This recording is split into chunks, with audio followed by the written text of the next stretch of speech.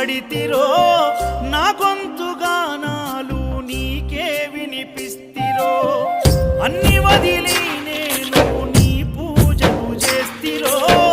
నన్ను నేను మరచి నీ సేవలో ఉంటిరో